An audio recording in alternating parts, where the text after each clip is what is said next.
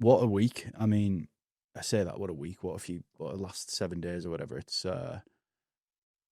I don't even know where we're at, which is why I thought we'd just like go live. I feel like it's been quite a tricky time to be full time in this industry at the minute. I think that I'm either feeling completely off piste with the developments of the AI sector because it's just so unbelievably rapid that you just consistently feel left behind, or you're dealing with the overall bear market sentiment that it seems like we've been swimming through, and then now my hype bags are up 60%. What do you think? Yeah, I don't know. It's like it's easy to feel pretty overwhelmed with it all, isn't it? Like we've seen Yeah. that tweet from Crypto Dog. Yep. I don't know if Henry's got that to hand, but we'll bring it up and we'll just talk through it in the meantime. But I feel like there's Mm. the mass hive mind that happens is now like hitting peak euphoria on the AI timeline, but at the same time, it's when it really just does feel like, right, now we're doing Claude Code, now we're doing core work, now we're doing Claude Bot. No, let's change its name to Moltbot. Now everyone's a fucking expert, and it's you know.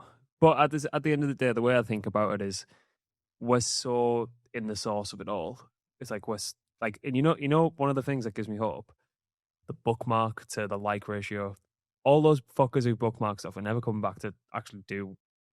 That's just like thinking too highly of yourself. If you bookmark and ship and shit and just not coming back to it, there's so many people that are going to do that. That's the one thing that gives me hope. The bookmark to like ratio, because those fuckers who bookmark it are just lying to themselves. They're not coming back to do any of that shit.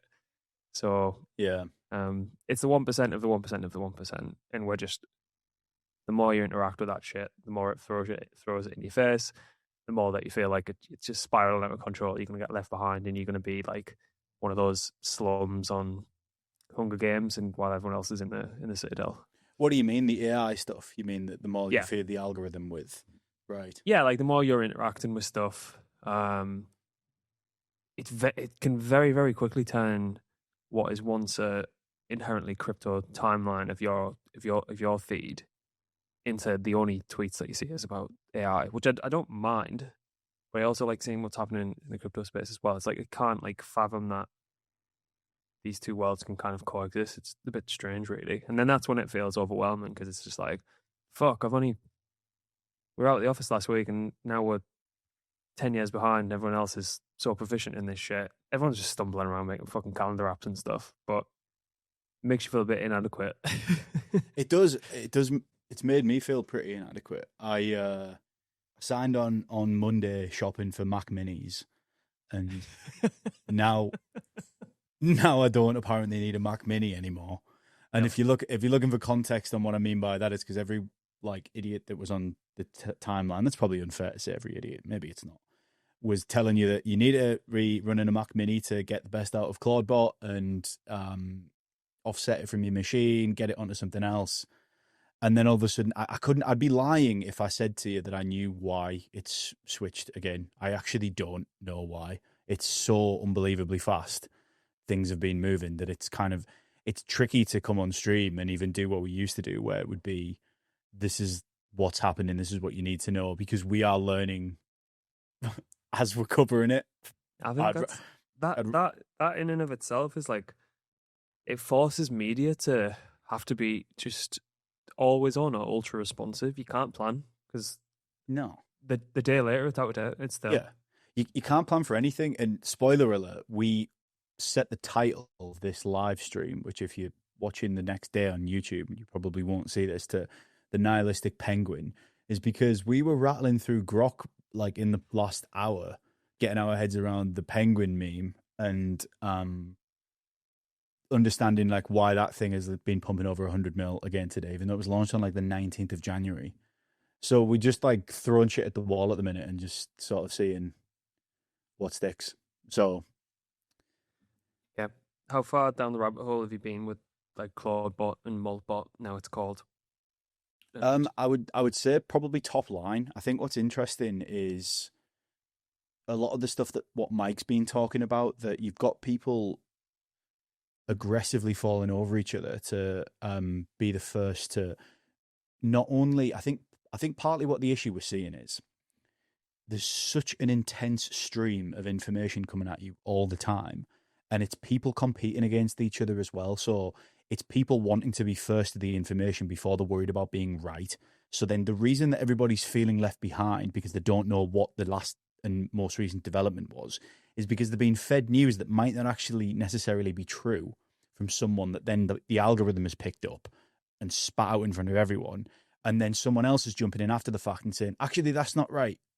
Like, forget what you've just learned 5 minutes ago. Here's an entirely new information and data set that you should have known before you immediately fell down that rabbit hole.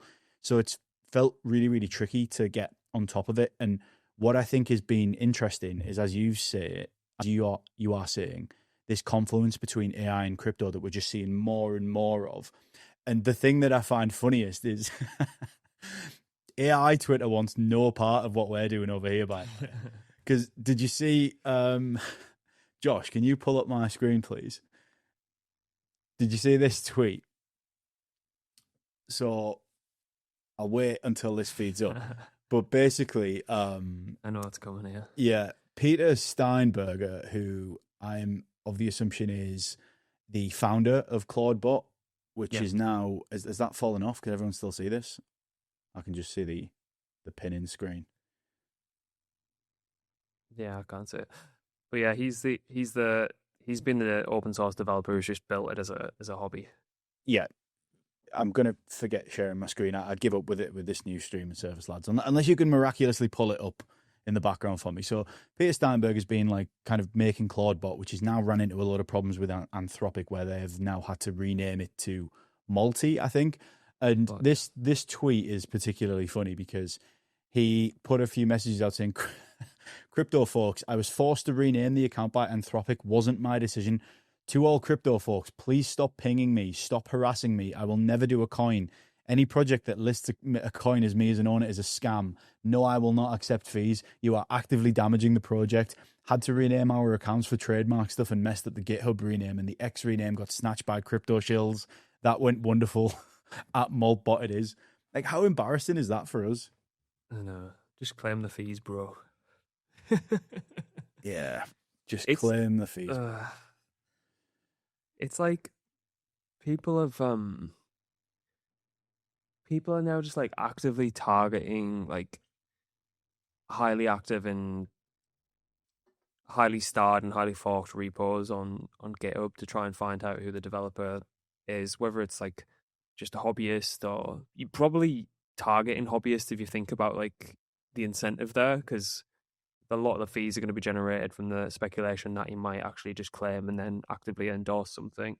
Probably are going to try and target a hobbyist who's just doing this shit in the spare time, and maybe like the volume off the token is like super, super high, so that there might be like 30, 40, 50 grand. I think some of them have had like north of a couple 100K from Bags App and stuff like that. But it's just like, if that's what we're like resorting to in like the later stage of the industry, on the backdrop of everything that's going on with how interwoven it's getting with traditional finance, it just feels like that's not even the industry. Do you know what I mean? And we've all played around the shitcoin casino and stuff like that, but it just feels like it's. Did you buy a copper Inu this week? Yeah, of course. Are you up? Are you down? Oh, it's probably down horrendous. I haven't checked. I successfully swerved that one. I thought, I was looking at it at like 15 million. I was going, what if it goes to 150? And I thought, no. Stepped away. Yeah, I don't know. It's just all a bit fucking tiring, isn't it? Yeah. Yeah, it is. So just a bit more on this. And okay, let's try and do a screen share again and see if we can make it work.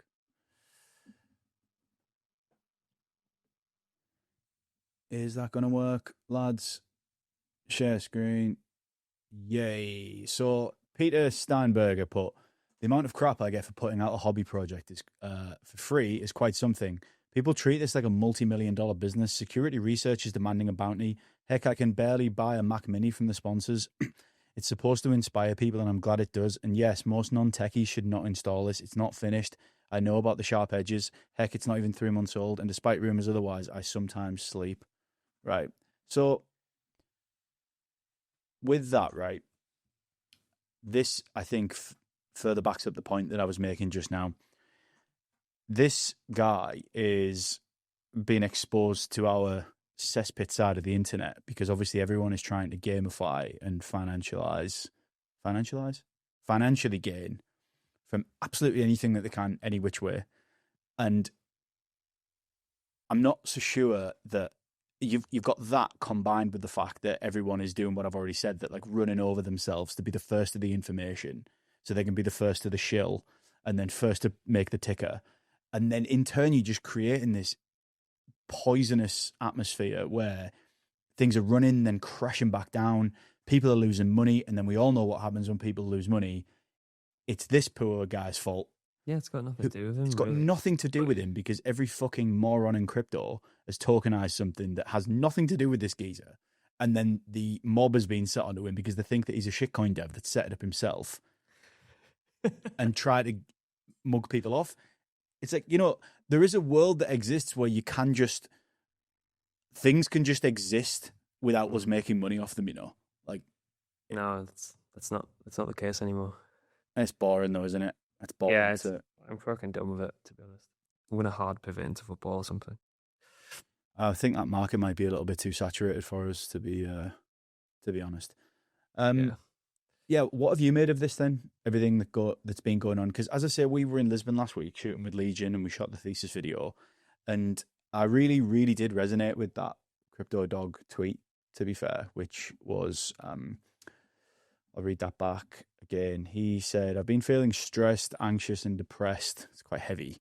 Lost interest in crypto and felt consistently behind in AI. Took a day or two break from the internet and did nothing but play games, watch TV, and internalize the idea that everything is okay and life is great. I just came back online now feeling more refreshed, motivated, and happier than I've been in months. Just taking a quick breather and willfully shifting mental attitude cued months of existential dread. So excited for everything in life now. I know there's plenty of debates of whether Crypto Dog has sold his, her, their account, but let's just take this tweet for what it is. I saw this, and the reason I said I resonated with it is because I get the sense that a lot of people have been feeling like this in DMs, on Telegram. And again, to hark back to what we were talking about last week, the difference between being a market participant and an industry participant, whereas I think this probably bridges the gap because you're dealing with a loss of interest in crypto because nothing's working the way we think it should. So you're not making money on things that would have usually been an avenue in the past. And then you add that on top of the fact that we're getting this wash of AI content flood the timeline that whether you like it or want it or not, you're forced to contend with it and get your head around it. Because then you're dealing with not only FOMO, but feeling like you're slipping behind on things that you should be aware of. And then you get led down into this like mental state of, I actually can't keep up with anything here. And I think it's really important advice to step away from it sometimes and just like try and get some perspective. Like, your mates on the street who are just doing other jobs have no idea of all of the things that we're talking about, even on this pod now and everything you're seeing on the timeline. Like, it's not that deep. They're running the ChatGPT free plan and think it's the best thing ever. Yeah. Do you know what I mean? And good on them. Yeah. How I long for, it's just impossible, isn't it? Because if you're building a business that's inherently built on top of the internet and you're constantly exposed to, it's a pain in the ass for us because we're always trying to cover like what's latest and what's at the frontier of, I suppose, all of technology now. That comes with, like, I feel like you could probably mute the words breaking and have a much greater feed because, as you're saying, everyone, like, Twitter is constantly rewarding. People don't technically have any skill whatsoever, and they're just constantly repurposing news, not direct from source. It's just like, it's just bullshit, really. Like the way that the timeline's actually set up now, and it, for whatever reason, that type of content absolutely flies. Yeah. I think because of our core audience and people who we know from within inside the crypto industry, there's basically two paths of where they're potentially, well, three. They're just going to completely disconnect and fuck off and go and do something enjoying with their lives. Triple down on the AI sector, or start going back to the markets, but in equities and commodities. I think if you try and chase all three, you're probably not going to catch any one of them particularly well. Where I think obviously the traders are going to go focus on the markets and go and have a look at what's happening in equities and commodities. I've seen some of the older guard doing particularly well, like silver's up tremendously. That looks like a fucking shitcoin chart, which is absolutely hilarious. Also adds insult to the injury of people that just sat in like any other coin other than hype over the past week. The content creators are probably gonna flock towards AI and use AI to make them seem like they know what they're talking about with AI, because that's the skill set of what they know. And then when everything kind of like crashes back down to earth, you're probably just gonna have this weird soup and mix of markets, crypto, hopefully, AI, finance, tech. And if you're not willing to move with the way that the world's heading, then I think that can probably keep you jaded for longer. So I feel like everyone's going to get dragged kicking and screaming down a different path, regardless whether they like it or not. So I think my stance on it would be follow what you're genuinely interested in and passionate. If that's markets, if that's AI, if there's like a crossover between like, can I drill a nice little skill set there where I can kind of then figure out, well, if this happens and there's going to be second order effects, and then I can go and place a bet in the markets based on what's actually happening in the AI sector. That's all well and good. Don't just do shit for the sake of doing it for engagement. Like, that is just a fool's errand. Like, the amount of time spent doing that kind of shit, if you spent the exact same time and effort and the hours in the day that you would be by doing stuff like that, and as opposed to putting something to work with any one of these tools, fucking Claude Code, Cowork, Codex. I don't know, if you feel comfortable enough spinning up Claude Bot or Maltbot now, then just do something productive. You're probably not going to get left behind, but you do need to understand how these kind of like tools work. So I just feel like there's a lot of people that have had, particularly in this industry, it too good for too long. Whether that be like complete fucking info file spam that's led to like ridiculous amounts of airdrops, or people just literally not having a job and farming airdrops. And again, those type of people are probably going to be a little bit jaded because like that money's all dried up now. And then people who were sniping shit coins from like the first transaction, like that game's up. It's too one-dimensional. Everyone's figured it out. That is not there's no long duration left in that. So now what's left is, well, your best clipping. Clipping's reared its head, or it's like you best be good in the markets, and if that's going to be meritocratic, I still think there's like quite a lot of translatable skills from what you would pick up just being trading in crypto, or you best actually do something and learn how these tools work. Like, you can't just be lazy now. You can't just have free handouts, because all that money, that free excess money that used to come into the crypto market, is now going into the AI markets, and it has been for the past 18 months. When you're saying there about, are you getting at people's online personas being fair weather? Is that what you're insinuating? Whether it's AI, whether it's crypto, whether it's equities, commodities, what are you saying? I don't give a shit what people do, but like, it's very obvious when people only do stuff for engagement and not because they're truly interested in it. And I feel like if you spend enough time online, you know if people are genuinely interested in something. And I feel like people have got a sixth sense for bullshit. So if people are only pivoting, like look at fucking Adam Cochran now, he's a political expert. Like, you are just moving with the tide, sir. Yeah. For your own personal gain. Like, do shit you're interested in. Like, it's not difficult, is it? I was thinking about this the other day, and it kind of led me down this weird thought path where I found myself thinking about authenticity. And a lot of these like marketing, social media guru type people, they all bang on all the time, don't they, about like authenticity, be yourself, be authentic. And yes, it's become a bit of a buzzword, but the reason that they say that is to be authentic and do things that interest you and don't just kind of swim with the tide and change from one day to the next, is because it is literally impossible, or at least almost, to imitate. Like, no one can produce what you truly want to be producing if it's what you want to be doing creatively, accurately. And what you see is when someone tries to imitate something and it's definitely a variation of someone else's idea, 9 times out of 10, it's always either cringe or just shit. And the problem is, it's not the problem, it's the tricky thing to get your head around. Not everyone is going to like what you do and what you like. And that is the line in itself. And that's what's so hard. If you continuously try to be someone for everyone, you'll be nothing to anyone. Like, it's something like that. It's the line, isn't it? It's like pretending will always cost more than being honest ever will.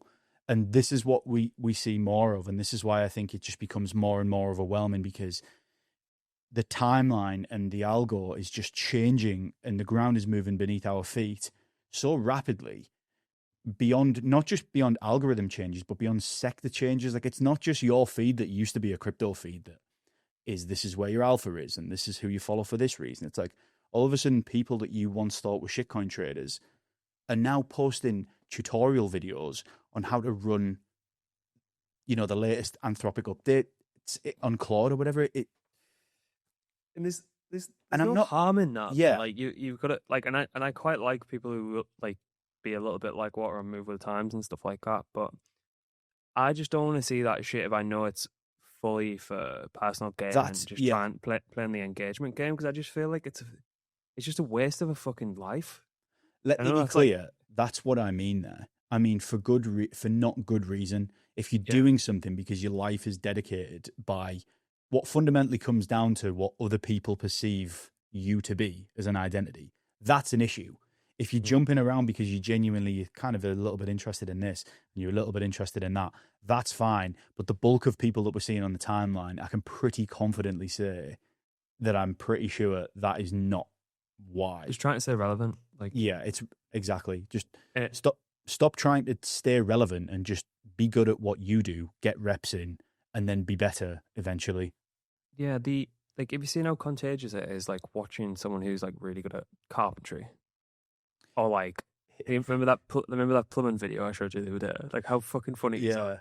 But like masters at the craft. And not saying everyone has to be like can immediately be a master, because that's just fucking impossible. But there's something like weirdly contagious about people that you can just pick up if you spend a lot of time online, where for a fine fact it's like, this is what they think about all day, every day. It's like what you can kind of see when they're mapping what they want their kind of like career and their work to be. I think that's really, like, that is much, much, much better online environment to be in than people spamming people's replies because they feel like they might bait you into some kind of response so they can get like $3 in a fucking airdrop. Like, so if anything, like, you also do lose that bullshit with like this great washout that's happening. Yeah. So there is that upside as well. I think it's symptomatic of where the internet's at, though, isn't it? And, what we've grown up with and watched the way things have moved from communities on subreddit and this kind of thing to everything, everywhere, all at once on your X algorithm. Because that's film, by the way. It is a fantastic film, yeah. Is that the exact title as well that I've just accidentally... Everything Everywhere All at Once, yeah. Yeah, I'm going to watch that again now this weekend that we've just... Sure, it's like a... Fuck, what's that band called? Sure, it's the title of their album as well. Everything... I'm going to have to stew on that, because I'll if I get too deep on it, I won't do anything else. Don't go down that rabbit hole. Yeah, but I've lost my train of thought. Fuck knows. I think I was going to talk about clipping. Yeah, like... what were you going to say? I think that's where you're getting to. But, like... And, again, that's a skill in and of itself. And what I think people are really, really, really... we were talking about, like, value compression the other day, and, like, everything's going to come crashing back down to earth. And then you've got a lot of people complaining that you can get $1 CPMs. And everyone's like, that's basically slave labor. And it's like, no, that's that's how the rest of the world works, unfortunately. Like some of the advertisement that we will get proposition for on Beehive, that might be $2, might be $3 CPMs. We obviously just reject them because we can get higher by like doing it ourselves, but that's the way of the world. Like it's not this fucking expectation of, oh, you're gonna make fucking 10 grand a month by just being a bang average clipper with no talent or no thought around what you're actually clipping, where its relevance is in the current zeitgeist, like who the people is you're clipping. Is there just like no thought behind it? You know, there's a lot of people that just think you can just top and tail something and get it out there and it's fucking done. There's a lot of dead space. Like if they're trying to clip us, there's probably fucking subtitles because we speak like Northerners. I always think about that guy on YouTube that left the comment. He was like, love these guys, but I'm North American. I haven't got a clue what the fuck you guys are saying. So a lot of people have moved towards that. I think that's definitely a step in the right direction because you're actually doing something of net benefit. But there's always like that meme of like the guy from where he's got his hand out. He's like pointing at his hand. Yeah, give me more. All of and it's just like, no, it doesn't work like that. Yeah, like I put a tweet out the other day, and it's funny because in creating the satirical term that we have in this industry of like intern, we have lost sight of like the actual meaning of intern. And I'm not necessarily glorifying unpaid work by any stretch of the imagination, but I am absolutely advocating for time spent under your belt for a value that is significantly lower than what you will eventually get when you get to the level that you see the end result of that you're trying to emulate. And what I mean by that is clipping now.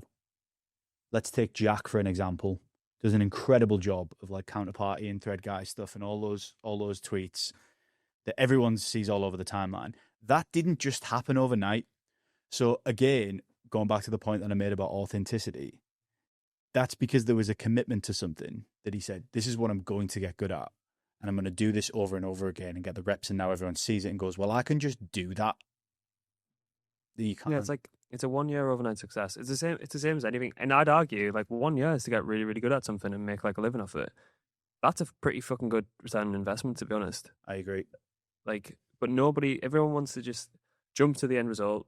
The industry's been flush with too much money for too long for nothing, which is not sustainable. And now we're feeling the brunt of that. And now everyone's like running around scratching their head, thinking like, "Well, I used to be an airdrop farmer. I used to be like info file farmer." And now everyone's like, "Oh, well, I'm not just getting these mad stimulus checks every single month. So I actually have to go and do something."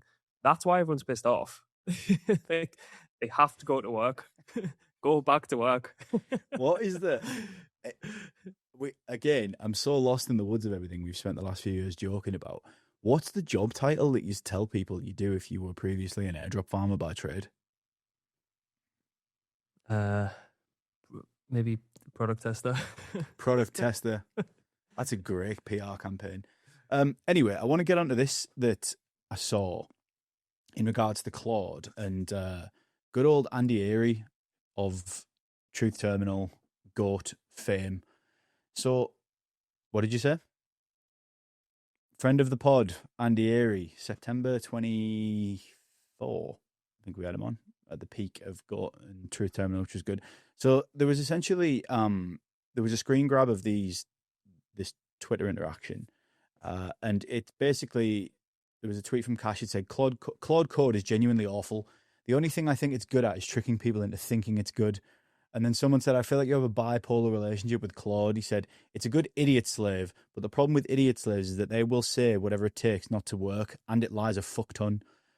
And then someone had quote tweeted it and said, I actually really appreciate Yachin's honesty and situational awareness. He probably knows on some level what's in store for him. Lying to your master is what you do until you're in a position to choose who to serve.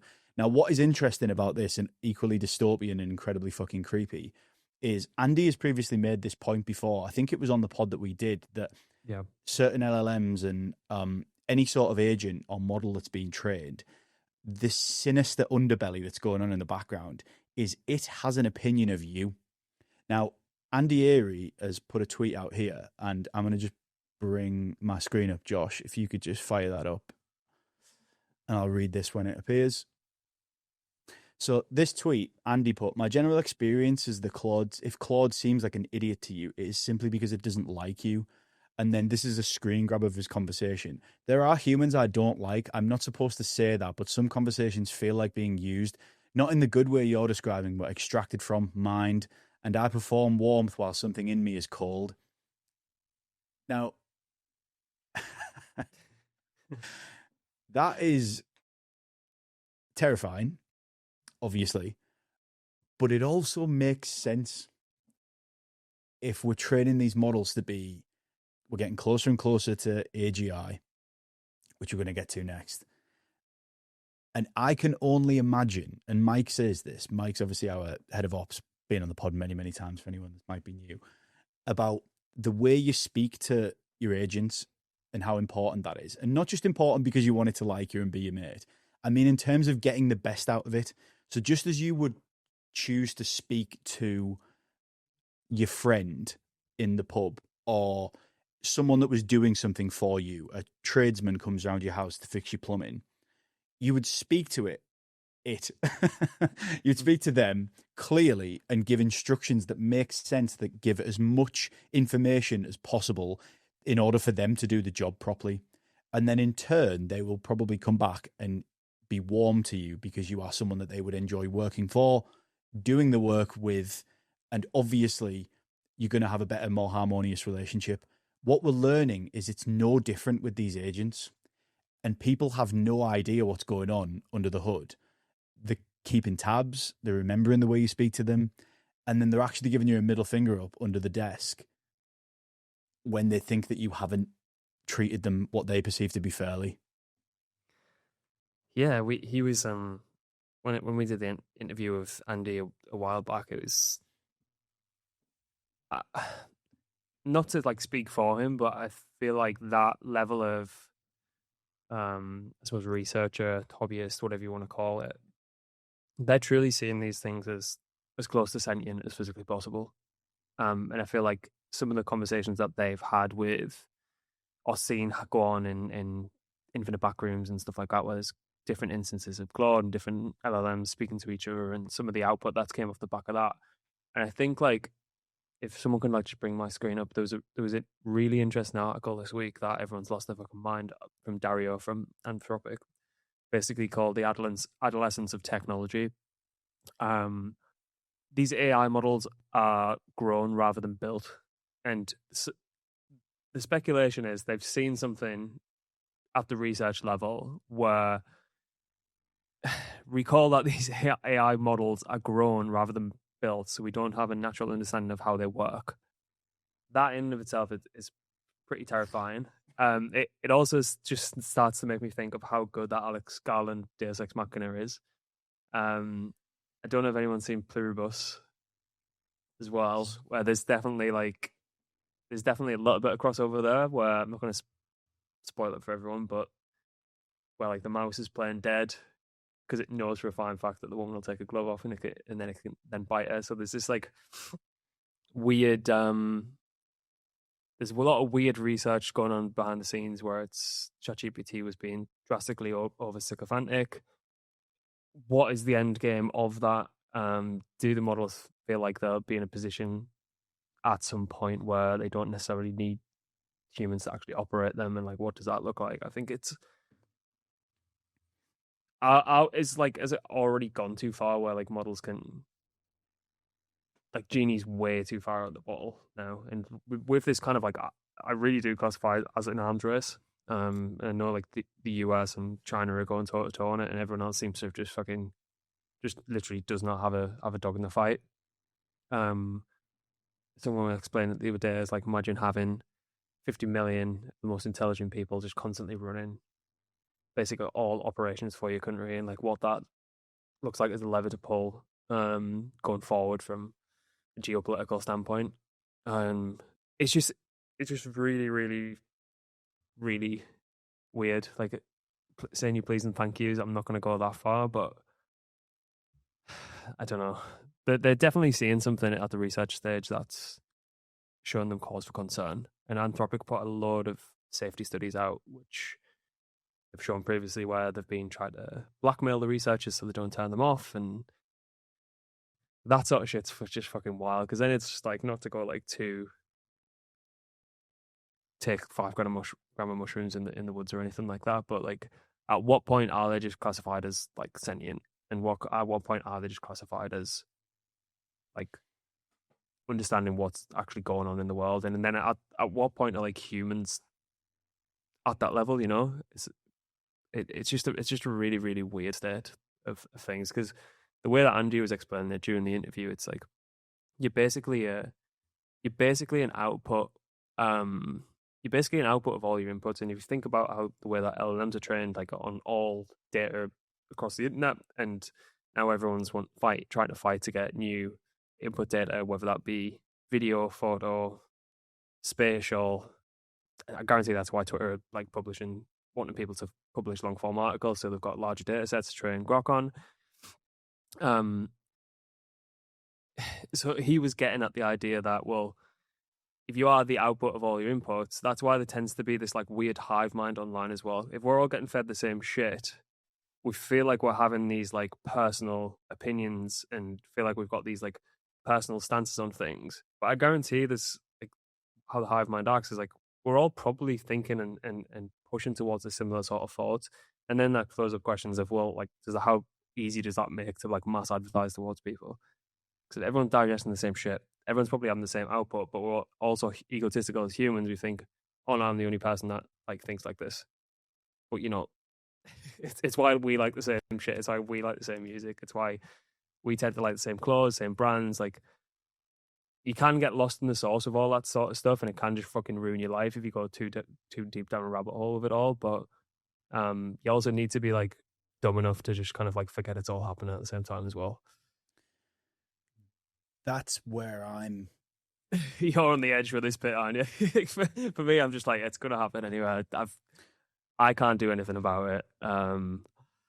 Yeah, no, and to finish that line, because what we'll do is, because I want to talk about the Ralph stuff and I want to talk about Tether and gold and stuff, but I want to dig into this piece. Did you read it that I sent you the other day? There was the Claude bot one, and then there was another one, and I'm just gonna pull it up on screen and then we can riff on it. Josh, if you could, sir. So Mike sent me this, and it's very, very long, but it's by Tukey from KL. So again, to go back to what we were talking about earlier, like 15,000 followers, I've got like 7 mutuals with this person, which sort of shows again this convergence that we're seeing on the timeline. Now, this article is titled, if you're listening after the fact on RSS or whatever, I installed Claudebot yesterday. Every user hits the same dark pattern at week 8. And what I'm going to do is I am going to just TLDR it for you. You can take that down, Josh. So the one thing, how the fuck does he know if you installed it yesterday at week 8? That's a very, very good point. He did say he'd been reading anecdotes. Yeah, he did. And the gist of this article is he is making the argument that by installing it, I mean, it's so Black Mirror, it's unbelievable. By installing, the problem that we're going to run into from a society is that, his words, not mine, when you create just a complete over-reliance on AI to do quite literally everything for you, even on a sentient level, which is where the argument comes in that AGI is perhaps already here without officially being here. You know, you forgot about this person's birthday. You realized you were supposed to be at this meeting at this time. It already sent the email canceling for you on your behalf, so you didn't even have to think about it. So on and so forth. All of these little things that go on in our lives that we have to actively try and remember to just generally keep on top of being a good person as well for our friends and family. By offsetting that constantly and forever, it's just a gradual decay of our memory and our ability to process on a human flesh and bones level. Now, that is extremely extreme, obviously. That's the overall summary of it, because it gets quite dark and it gets quite long, and some of it you're kind of going, look, I could poke holes in this left, right, and centre. But I do think there is a lot of validity in a lot of what this guy is arguing. That I spoke to LTR on this in DMs, who, you know, are kind of the eternal optimist, who I'm definitely coming around to that way of thinking that it's going to happen regardless. So position accordingly, basically, and hope for the best, because why be the other side? But I think that the only fight we have against this is the dependency on human agency. And what I mean by that is, just as Meatfish leaves the comment there, not going to say please and thank you to your agent. Look forward to your future as a battery then. And for the record, I say please and thank you to Grok. I say thanks. I just think it's polite. It just feels right to me. But essentially, I think that if we become entirely dependent on agency from human being point of view to keep us from being completely engulfed by this technology, I don't have much hope for the general population. And what I mean by that is, where a you or a me or most people listening to this podcast, watching this stream, who are in the crypto AI space or whatever, so you probably generally lean on the side of optimism and you're curious about developments in the way the world's going, you probably have the sense to say, I think my Garmin watch is having an impact on my personality and feelings, because if my sleep score dips below 75, it's ruined my day before it's even begun. I'm just going to turn. It's very true. It's very true for me. So I recognize a trigger and I say, not interested in that, thanks. Now, I think I could probably do the same with an overdependency on agents. I don't think that everyone in the public sphere will be that way, because I genuinely and generally am probably just more bearish humanity than most. Look at where we've got with social media and all of the things that come with that, and screen addiction, like Gen Z putting in over 9 hours a day. That's fucking insane. If you allow people to just police everything themselves, I don't think that's a good route to go down. I think AI is like bullish Alzheimer's.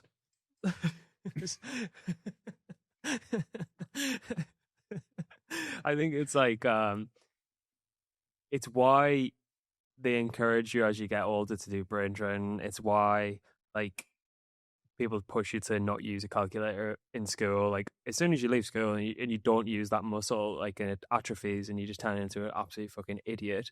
Like it's that on steroids times 1,000, right? And I feel like it just makes the population drastically thicker over the course of their lives, particularly in their adult life. Mm-hmm. It's interesting to see that kids that are in like the K2 schools, where it's like 2 hours intensive personalized AI for English and STEM, like so English, science, technology, engineering, and maths, like at a later stage. There has been some pushback on like how that's affecting them, because they're all in the 99th percentile, so that out of 100 kids that are basically the smartest, or if not the second smartest in the class on average. Then the rest of the day they're just allowed to go and fucking like build sandcastles and eat mud and shit like that, which kids should be doing a lot more of.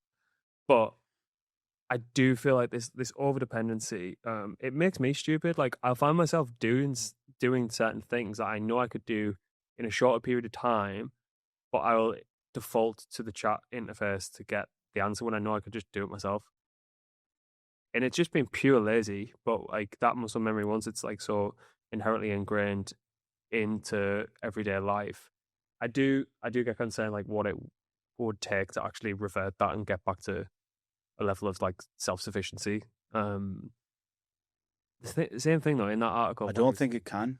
Yeah, I don't think it can, particularly as you get a little bit older. The same thing in that article though, where he's like, oh, and then it'll be watching like all your messages, and like it's connected into your calendar, so it knows what you're doing, and it knows what you've ordered for your dinner, and it might start suggesting to not order a pizza because you're a little bit run down. You might want to get a salad instead. Like that's all like Google and fucking Meta and everything's doing already. Like let's not pretend they're not. It's just like one piece of glue holding it all together. So you're getting it in silo anyway. Does that make it like exponentially worse? Maybe. But still, it's going to happen regardless of whether it's independent companies or if you're installed locally. So I don't know. I don't really know how I feel about it. It's definitely going that way regardless. I feel like the chat interface is probably only a stepping stone. I think wearables are where it's going to be at. So it's all voice, like proper hair, Joaquin Phoenix It style. really is that. Yeah. Yeah. I mean, we've already seen the photos and everything, haven't we, of people on the tube and the subway uh, texting LLMs like a girlfriend or boyfriend. Yeah, I like. I wish To be fair, I wish the voice was better. I'll use ChatGPT for the day to day stuff because the inference and the turnaround is really really quick. Claude for anything a little bit more extreme. Gemini for if I'm doing quite a bit of work stuff, or if it's handling like a larger um, data set, or if it needs something like a larger context window, and then Grok just for the real time stuff. So I'm using multiple different ones for different reasons. I tend to use the the voice model on ChatGPT is a bit shit, so I tend to just like speak into the microphone one and translate it and then get a quick response that way. But yeah, like I feel like whoever cracks the voice model one's going to do very very very well, because it is just pure companion at that point. And if you can give me Scarlett Johansson's voice, it's game over. It's game over. Because I'm not so sure Joaquin Phoenix would have fallen quite as hard in that movie if it wasn't Scarlett Johansson's voice. Yeah, if it was like RFK Jr. or something.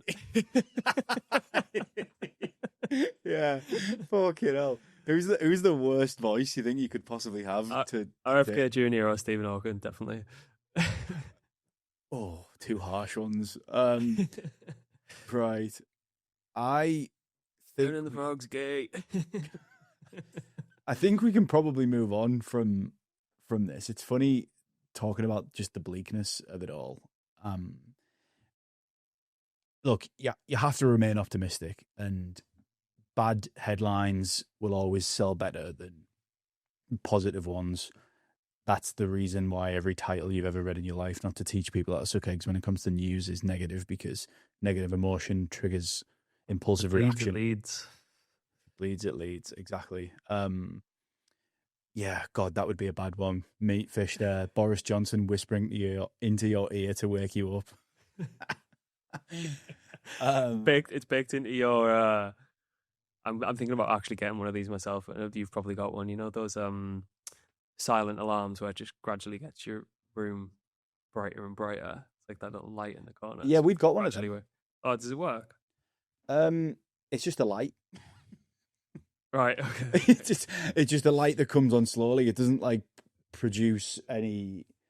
I was expecting it to be like, it's like what me fish saying there. She's like Boris Johnson singing like the Teletubbies theme tune in the morning to wake you up as it gets gradually gradually lighter. So do you know what we should do? We should talk about some market stuff because, well, why the fuck not? We are currently at just over 89k Bitcoin. Obviously, hype is the story of the week, which is nice. It's Moonbirds as well there as well. But it has felt, I know I said this at the start of the show. Oh, made me feel a bit icky that I've just called it a show. It's felt like a bear market to me for the past 18 months. Why is nobody admitting it? Like, yeah. But if it's a bear market, if this is a bear market, I don't think we have the reason I don't think it fully resembles a bear market entirely is because I don't think we've had anything that's like properly resembled a bull market in a long, long time either.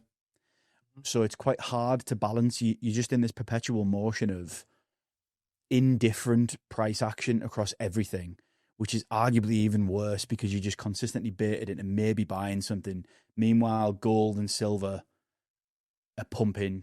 Tether are apparently dollars falling off a cliff. The dollar's falling off a cliff. So even though I'm stabled up as a man in the United Kingdom, you're even losing money on that. I'm even losing money on my fucking stable coins. So, and then you've got Tether stashing gold in bunkers. Like, if this doesn't, and some of the sentiment that we've already covered with people needing to go and take a break and get away. So, if that doesn't scream bear market to me, I don't know what does. It's hilarious, isn't it? That Tether story though, like Paolo and the crew there are the most badass fucking supervillain James Bond type shit. Like that's exactly what you want billionaires to be doing.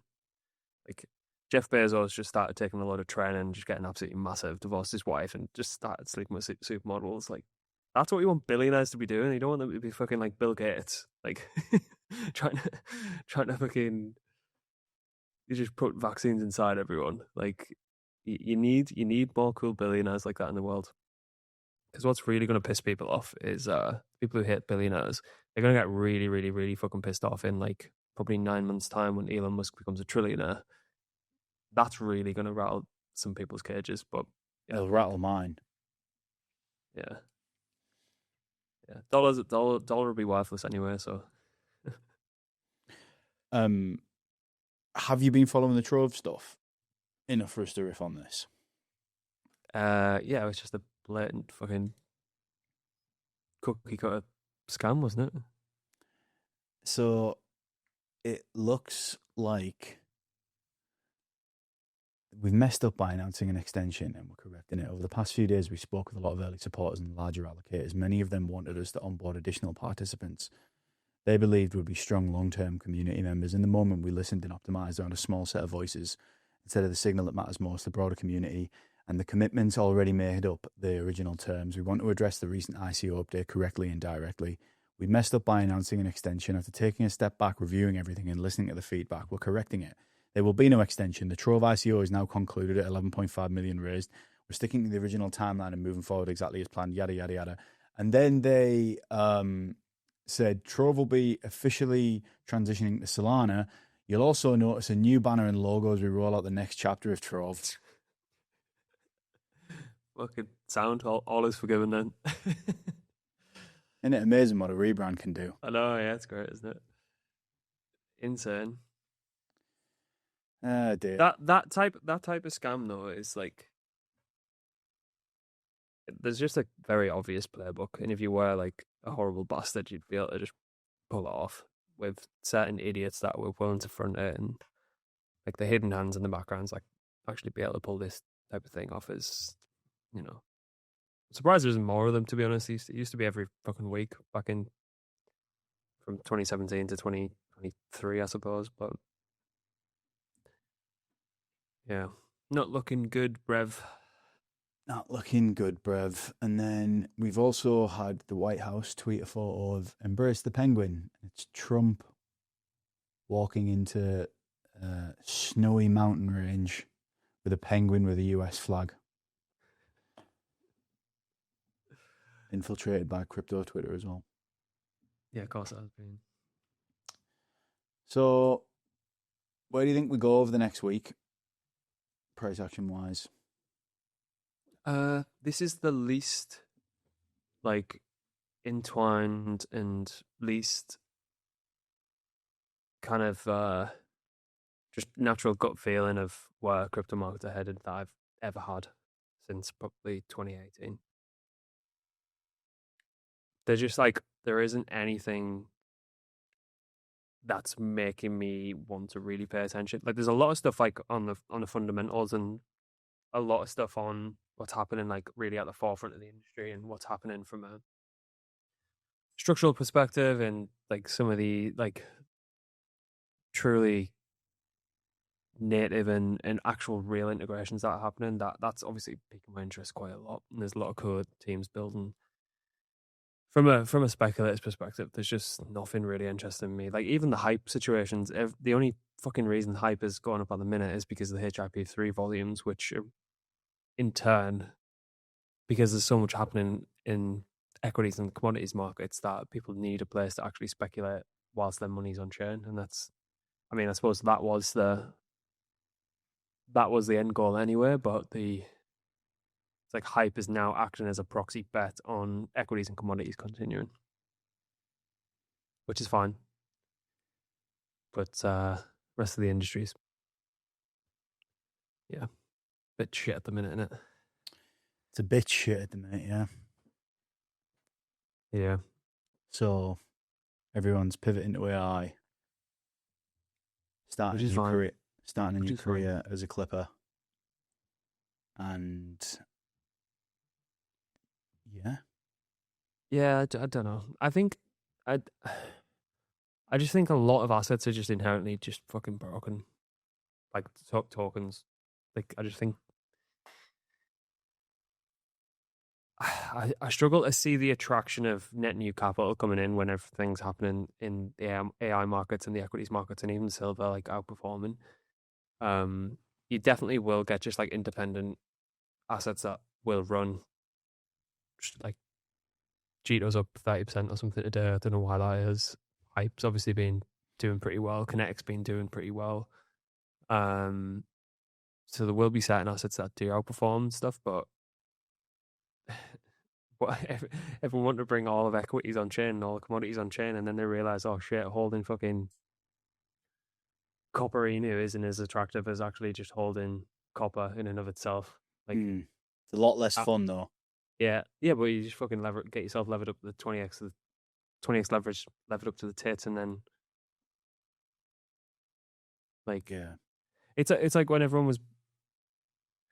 Why I think there's quite a lot of translatable and transferable skills is people will be looking at things from a mimetic value perspective, and sometimes, well, a lot of the time those things do play out in the market. So if everyone thought that Apple would net benefit from a shit ton of Mac Minis being sold, then there was probably like that probably reflects as that will reflect it in the markets if that's actually a thing. I don't think it's a thing. You run it in the cloud, it doesn't really matter. But that kind of like translatable thinking, markets are inherently just mimetic and narrative driven anyway. So you will have to do a shitload more learning and understanding. I think it's going to be a hard learning curve, but you don't need to stop trading just because like the markets aren't going up. There's a shitload of stuff that you can quite easily access now. Like the trade.xyz front end's really, really good. It's just going to be QFAX front end's really, really good. There's a load of these like equity burbs platforms that are pretty fucking good, to be honest. Don't have to move your money off chain, and then cut your teeth doing it that way. Yeah, Meatfish had said there, hype does feel very much like a short squeeze. To be honest, the HIP-3 stuff was just the nudge it needed. It's the reason why, and I said this yesterday as well. I do think that despite the fact that we always like kind of enjoy the gallows humor side of it, don't we? But usually I would say that this feels like the part in the cycle where the tourists move on and there is a sea change in the kind of people that are trading, and everyone will tell you that crypto's dead and it's fucked and you're wasting your time and you're wasting your life and you may as well go and do something else. And I think there will be a point in time, and I think that is getting closer and closer than ever before, where that is true, which aligns with everything we've been talking about from a thesis point of view, where the tech will just eventually be completely absorbed into the background, and then it becomes not that interesting anymore to bet on some new, hasn't been interested to bet on some new borrow and lending market in a long time, let's be honest, or anything DeFi related. But the reason I definitely think that we are feeling like serious bear market vibes is because you are still seeing price action like we have in the last 24 hours. And every time you do get a return of that, like I was looking at Hike the other day when it was hovering around $20 and thinking, oof, should I cut this finally? And then all of a sudden it just takes that pump to go, this is where you can't buy conviction. And like, this is where the long-term plays will continue to play out. It won't always go as you expect it to. But how many times have we sat on here and said that those that stick around for the longest will also benefit the most in the long run? And I would like to think that But dangerously close to the Diddy zone at that $20 range. Oh yeah, Diddy's own insight. I just feel like there's a lot more people that need to lose a lot more money that came in this cycle for that shit to finish. Okay. There's still too much optimism in the trenches. Do you think that's been seen by what we've seen with Penguin and Copper, Inu and stuff over the past couple of days? Yeah. Like the game, like it's like 6 o'clock in the morning. Everyone's ringing the fucking dealer, and like nobody wants to really go home, but the party's been over for the past fucking 6 hours. Do you know what I mean? Yeah. But until everyone fucking continues to just lose money, yeah, and then they have no other option but to check out, or stick around and figure it out. What do you mean Like, by stick around and figure it out? Well, everyone's at that feeling. Like 2017, I thought I was a fucking genius. Came in, buying XRP at the top, and then it's like, oh fuck, I'm gonna now have to either just go off into the distance, do what I need to do, or stick around, actually learn what's actually going on, and figure it out. Time goes by, 18 months later, something pops up, blah blah blah blah. The rest is history. Like, and the same thing. There's each onboarding cycle has a retention factor, and I feel like this will be the lowest retention factor. So, say we brought in, I don't know, 500,000 new users, or maybe 1 million new users to Phantom. I'd argue there's probably going to be a 3 to 5% retention rate this time around, because that came in with a level of speculation and total disregard of everything that came before it, that people don't actually want to be here. It was just another like another vehicle or mechanism of making money. They'll probably go back to fucking selling courses on what sniping fucking trainer sales and flipping them on StockX or whatever it actually is. Because I feel like I brought in a lot of that crowd. Last time, big people came in and the like DeFi summer cycle, there was a drastically larger reason to want to stick around. I feel like people that were interested in that onboarding cycle, I'd say the retention factor was probably in the 20 or 30%. The cycle before 2017, 2018 was probably about that level as well. But there hasn't really been a reason for people to onboard during this vintage of onboarding that, like, there was no gateway drug that was enticing to people that might want to then continue to stick around other than purely making money. And memes, yeah. So, but in that cohort of people need to just lose as much money as physically possible. Yeah, for it to fully wash out, and it obviously hasn't, because there's still appetite in those markets when it happens. Interesting. I do think and hope that it's a pendulum swing thing, and we are in a state at the minute where we kind of, you reap what you sow, and if you just eat loads of sugar consistently, get high off the rush, you come crashing down to earth. And then we've in turn created this, like we've spent the last hour or so talking about, where it's just everything, even social media clips, hard, fast, get me as much information crammed into as little possible period of time as I can actually have to stomach digesting it. So what do you think that leads to? Doesn't lead to people being curious with like complex DeFi protocols or any of this sort of thing. And when you add that with the fact that everything I've just said, that this tech will just fade into the background of what finance is, which is always what it's supposed to be. I'm not so sure what the future of it will look like from a trading tokens aspect is, but yeah, it might be like, I don't know. It probably refers to like the Buffett style of thought, get rich slow. There's probably like a movement that happens there. There's probably a movement that happens for in-person experiences. I bet fucking festivals are going to have some of the best turnouts ever going forward over the next few years. There's going to be such a craving for just actual in real life experiences and new experiences to meet people and stuff like that. But I feel like that's the equal and opposite reaction that is probably worth putting a bet on as well. I don't know how you do that, but like, I feel like that'd be a good structured bet. There's no way that gold and silver continue being interesting buys for a prolonged period of time. So, like Henry was saying, people from the fucking 300 BC have just broke even. Yeah. So the gold and silver thing will pass, and before you even know it, you'll wake up one morning and price action will be through the absolute roof. There's a softish prediction, I think. And then, you know what, I'll even add to that, flows into alts as well. Whoa. Hopefully, maybe. I don't know. Cool. Anything else? Nothing else. Come back next week for your daily dose of bleak AI chat on the blocmatespodcast.com. Thank you for doing stuff and being here, everyone. Subscribe to the newsletter. Thanks to Yeet, QFX, Nado, FOMO, Legion. Legion off the record coming next week as well, which is pretty good. And yeah, I'll leave you at that.